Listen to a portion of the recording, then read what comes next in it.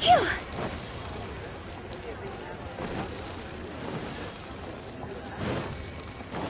Huh? Phew! Ah, I wondered if I might run into you again. This makes the third day in a row. Perhaps it is fate rather than coincidence. Yes. After our conversation yesterday, I thought I might visit the bookhouse and see what constitutes popular literature these days. Indeed. Traveler, do you know anything of the origins of books in Liyue? First, people ground wood into pulp to make paper. For ease of reading, they began binding sheets together to make what we now call books. Later, they developed movable type printing to improve the speed and quality of production. Eventually, the technology developed to the point where books like those we see here can easily be produced in great quantities. There has been a proliferation of literary genres and works since that time.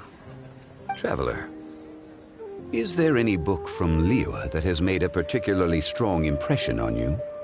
Oh, so you've read it too. The author does not lack for ideas. Sometimes they move in strange directions, and even I cannot claim to fully understand their meaning. But it makes for fresh and interesting reading material, a lot like reading somebody else's biography. Gods and adepti are far removed from the mortal experience. That they are difficult to portray in writing is no surprise. It is true that the Geo-Archon Morax would journey in the mortal realm from time to time. But there was not quite so much ostentatious shape-shifting as the books would have you believe.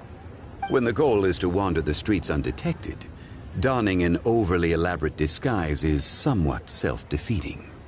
Such discrepancies illustrate the difference between history as it happened and folk accounts based on hearsay. The value of reading accounts penned by others is in the chance to view the world through their eyes. It is very often an unfamiliar sight, though never an uninteresting one. Ah, yes. A memorable work indeed. I have heard that this is an unpopular book, due to its often impenetrable prose, and yet the Yakshas described in it are real historical figures. They were loyal servants of Liyue. They lived through a bitter war and sacrificed much. All of Liyue, from harbor to chasm, is indebted to the Yakshas for their protection over the years.